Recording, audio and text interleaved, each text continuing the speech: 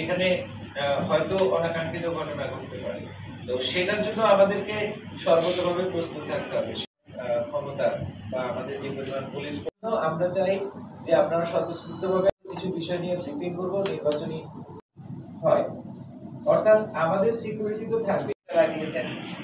তো এইগুলো কিন্তু এই সোশ্যাল মিডিয়াগুলো এগুলোকে রেগুলার মনিটর করার জন্য আমাদের নির্বাচনের তফসিল ঘোষণা হওয়ার পর হয়তো আমাদের আচরণ। ধন্যবাদ। আর আমরা 5 আগস্টের একটা ফল, 5 আগস্টের পরেই কিন্তু আমরা আসসালামু আলাইকুম ওয়া রাহমাতুল্লাহ।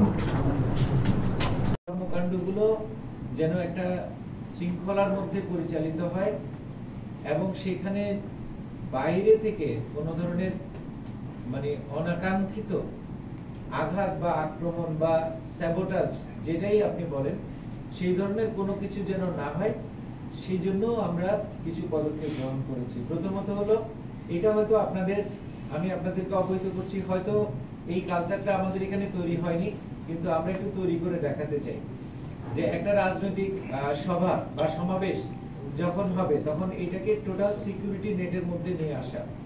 তাহলে আমরা অন্তত নিশ্চিত থাকতে পারি আমাদের এখানে লোকজন যারা পার্টিসিপেন্ট যারা আছেন, ভোটার যারা আছেন, দর্শক যারা আছেন, তারাও আশ্বস্ত হবেন, আমাদের রাজনৈতিক নেতৃবৃন্দ যারা তারাও আশ্বস্ত।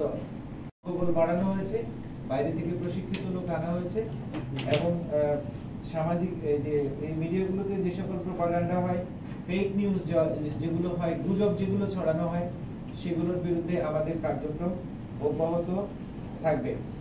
আপনাদের ইতিমধ্যে আমরা আমাদের এই সার্বিক নিরাপত্তার অংশ হিসেবে সিটিজেন ইনফরমেশন ম্যানেজমেন্ট সিস্টেম নামে একটা কার্যক্রম আমরা চালু করেছি, যে কার্যক্রমের আওতায় আমাদের এলাকায় বসবাসকারী সকল রেসিডেন্ট যারা, অধিবাসী যারা, তারা তাদের কাজের লোক, ড্রাইভার, বডিগার্ড সহ সবার তথ্য আগামী 30শে নভেম্বরের মধ্যে আপনাদেরকে দেওয়ার জন্য আমরা অনুরোধ করেছি।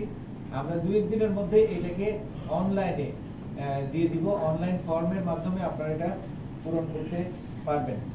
আমাদের রাজনৈতিক নেতৃবৃন্দ যারা আছেন তাদের নিরাপত্তার ইস্যুটা আমরা যেভাবে দেখব, একই সাথে আমাদের সাংবাদিক ভাইরা যারা এই ইলেকশনের বিভিন্ন প্রোগ্রাম কভার করবেন তাদের নিরাপত্তার বিষয়টাও সমানভাবে আমরা দেখার চেষ্টা করব।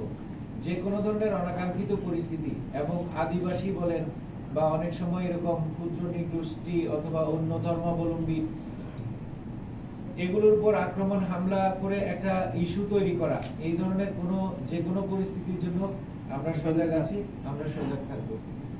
এগুলো যেন না হয় সেজন্য আমরা প্রয়োজনীয় পদক্ষেপ গ্রহণ করব। আমাদের কমিউনিটি এনগেজমেন্টটা সবচেয়ে বেশি গুরুত্বপূর্ণ।